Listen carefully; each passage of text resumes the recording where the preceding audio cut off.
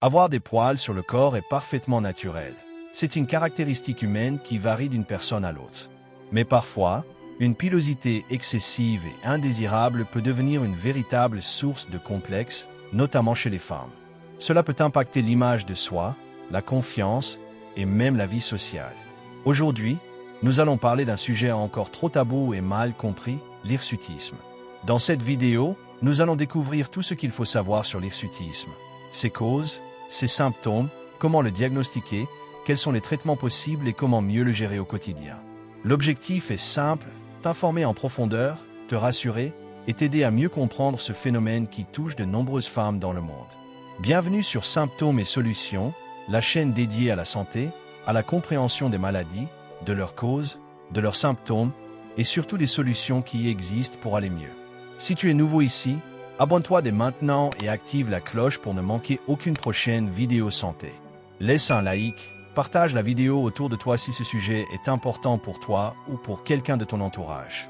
Et maintenant, entrons dans le vif du sujet. Qu'est-ce que l'hirsutisme ?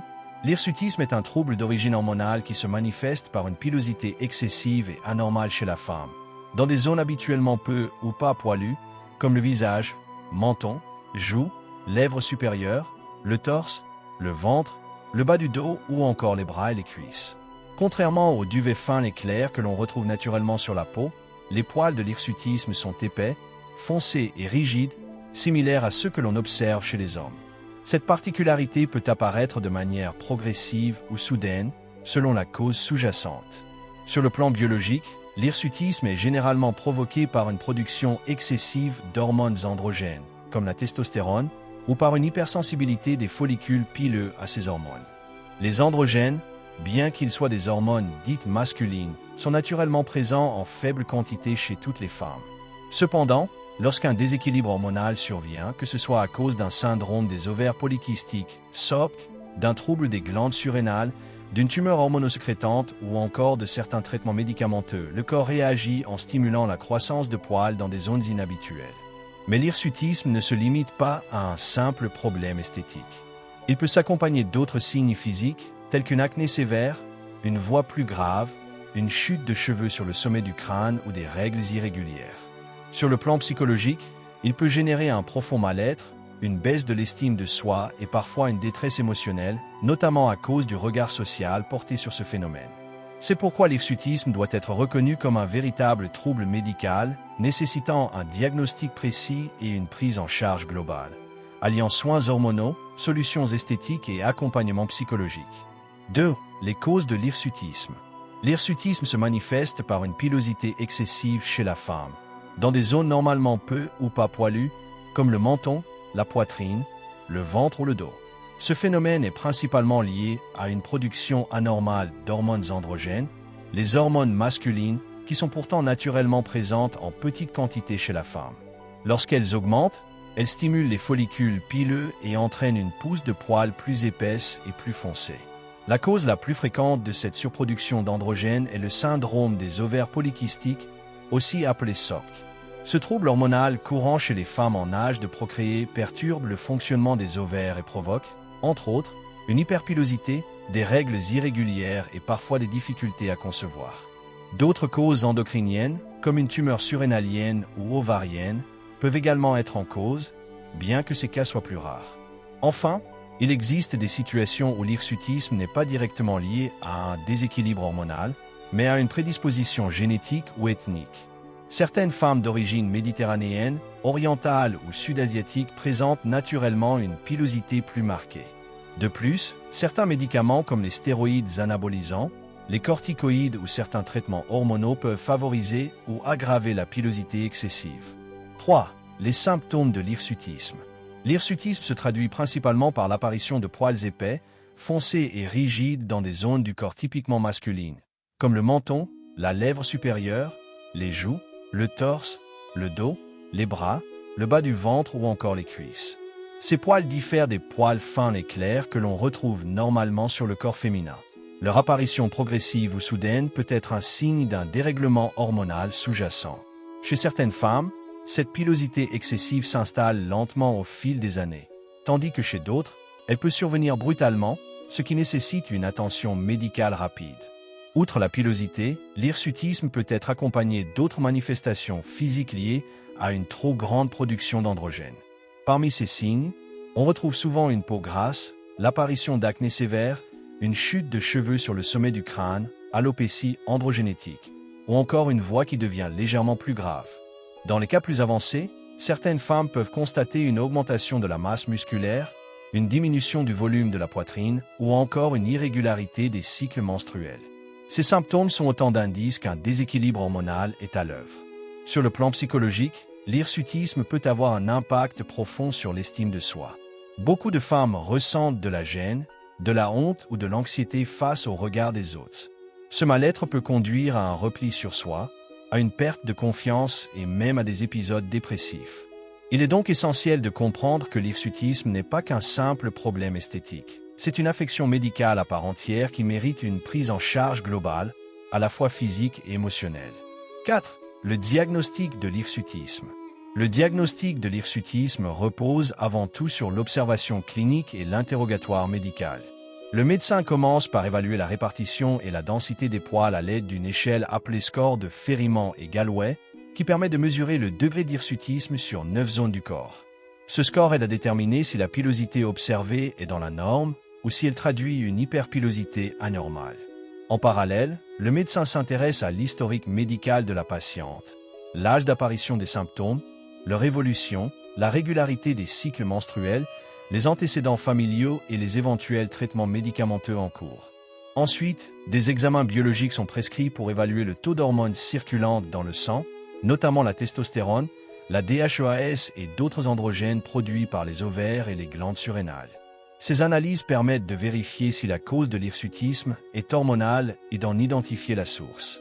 Dans certains cas, des examens complémentaires peuvent être nécessaires, comme une échographie pelvienne pour rechercher un syndrome des ovaires polykystiques, SOPK, ou encore un scanner ou une IRM des glandes surrénales en cas de suspicion de tumeurs hormonosécrétantes. Enfin, le diagnostic d'hirsutisme ne se limite pas à la dimension médicale. Il prend aussi en compte l'impact psychologique et social de la maladie sur la vie de la patiente. Le médecin doit évaluer la souffrance morale, les répercussions sur la vie quotidienne, la confiance en soi ou les relations personnelles. Cette approche globale permet d'adapter la prise en charge, non seulement pour traiter la cause biologique, mais aussi pour accompagner la femme sur le plan émotionnel. C'est une étape cruciale pour restaurer le bien-être physique et mental face à un trouble souvent vécu en silence. 5. Les facteurs de risque de l'hirsutisme.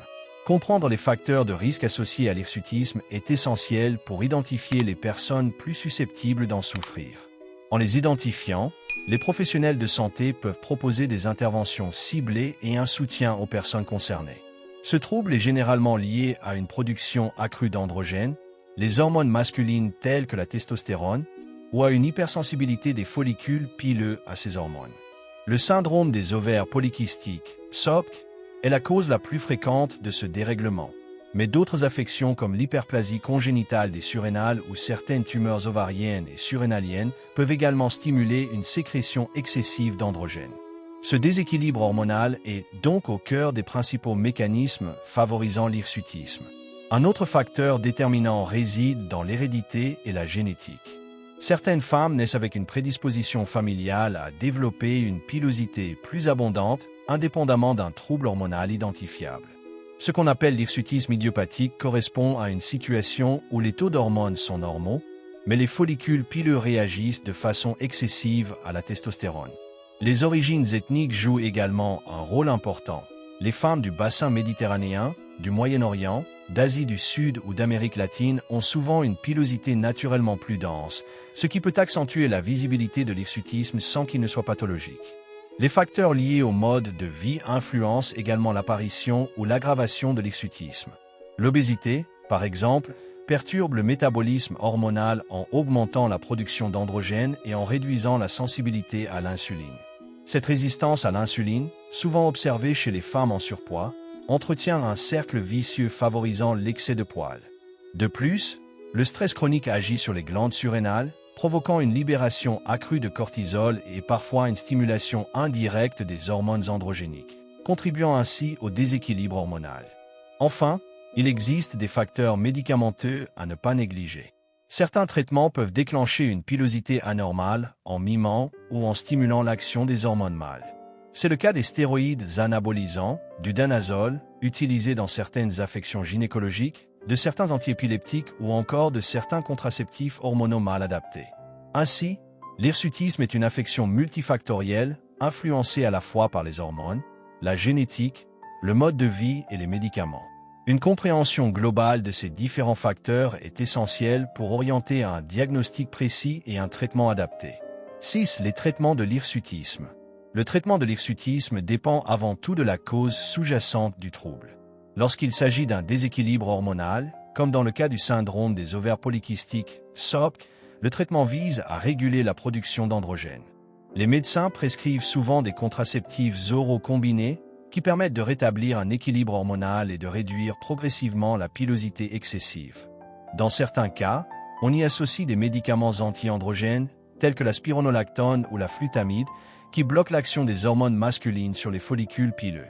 Ces traitements demandent du temps et de la régularité, les effets n'étant généralement visibles qu'après plusieurs mois. En complément des traitements médicaux, il existe plusieurs solutions esthétiques pour éliminer ou atténuer la pilosité. L'épilation au laser ou à la lumière pulsée offre des résultats durables, voire définitifs, en détruisant les bulbes pileux responsables de la repousse. Ces méthodes sont particulièrement efficaces sur les poils foncés et demandent plusieurs séances espacées. Pour les femmes ne pouvant pas recourir à ces techniques, des alternatives temporaires comme la cire, le rasage, la crème dépilatoire ou la décoloration peuvent être envisagées. Toutefois, ces méthodes ne traitent que la conséquence visible du problème, sans corriger l'origine hormonale. Enfin, il est important de souligner que la prise en charge psychologique joue un rôle essentiel dans le traitement de l'hirsutisme. Le soutien d'un psychologue ou d'un groupe de parole peut aider à mieux accepter son image et à renforcer l'estime de soi. Dans certains cas, un accompagnement nutritionnel est également recommandé, notamment en cas de surpoids ou de résistance à l'insuline, car une meilleure hygiène de vie peut contribuer à stabiliser les hormones. Le traitement de l'hirsutisme doit donc être global, médical, esthétique et émotionnel, pour retrouver non seulement une peau plus lisse, mais aussi un véritable équilibre intérieur. 7. La prévention et les conseils pratiques pour mieux vivre avec l'hirsutisme. Prévenir l'hirsutisme consiste avant tout à adopter une hygiène de vie équilibrée pour maintenir un bon fonctionnement hormonal. Une alimentation saine, riche en fibres, en fruits et légumes, et pauvre en sucre raffiné, aide à réguler le métabolisme et à limiter les déséquilibres hormonaux. En particulier, chez les femmes souffrant du syndrome des ovaires polykystiques, SOPK, la perte de poids, même modérée, peut réduire considérablement la production d'androgènes. Pratiquer une activité physique régulière améliore la sensibilité à l'insuline, équilibre les hormones et renforce la santé globale, contribuant ainsi à réduire la pilosité excessive sur le long terme. Sur le plan esthétique, il est important de choisir des méthodes d'épilation adaptées pour éviter d'aggraver la situation. Le rasage, par exemple, ne stimule pas la pousse des poils comme on le croit souvent, mais il peut rendre la repousse plus visible. Pour celles qui recherchent des résultats durables, l'épilation laser ou à la lumière pulsée, réalisée par un professionnel qualifié, reste la meilleure option. Il est aussi conseillé d'éviter les produits irritants et de bien hydrater la peau après chaque épilation pour prévenir les inflammations et les poils incarnés. Prendre soin de sa peau, c'est aussi une manière de reprendre confiance en soi et de se réconcilier avec son corps. Enfin, vivre avec l'hirsutisme demande souvent un travail d'acceptation personnelle. Ce trouble, bien qu'il puisse être gênant, ne définit pas la valeur d'une femme. Il est essentiel de briser le tabou, d'en parler ouvertement avec son médecin et de ne pas hésiter à chercher du soutien auprès de professionnels de santé ou de groupes d'échange. Se rappeler que l'hirsutisme est une affection médicale et non un simple défaut esthétique permet de mieux l'appréhender. Avec une bonne prise en charge, un suivi régulier et une attitude positive, il est tout à fait possible de retrouver confiance, sérénité et équilibre au quotidien. L'hirsutisme est bien plus qu'une simple question d'apparence. C'est un trouble hormonal complexe qui touche la féminité, la confiance en soi et parfois même la santé émotionnelle. Comprendre ses causes, identifier les symptômes et connaître les solutions disponibles, c'est déjà faire un grand pas vers une meilleure gestion de cette condition. Et surtout, il est important de se rappeler qu'aucune femme ne devrait avoir honte de ce qu'elle traverse. Chaque corps est unique et chaque parcours mérite respect et bienveillance. Si tu es concerné par l'hirsutisme, n'oublie pas que des traitements existent et qu'il est toujours possible d'améliorer la situation, avec un bon suivi médical et des soins adaptés. Le plus important est de ne pas rester seul face à ce problème. Parlant à ton médecin, prends soin de ton équilibre hormonal et de ton bien-être intérieur, car la santé, c'est avant tout une harmonie entre le corps et l'esprit. Merci d'avoir regardé cette vidéo jusqu'à la fin. Si tu l'as trouvée utile, laisse un like, abonne-toi à la chaîne Symptômes et Solutions et active la cloche pour ne manquer aucune de nos prochaines vidéos santé. Ici, nous parlons des maladies, de leurs symptômes, de leurs causes et surtout des solutions pour vivre mieux chaque jour. Prends soin de toi et à très bientôt pour une nouvelle vidéo santé.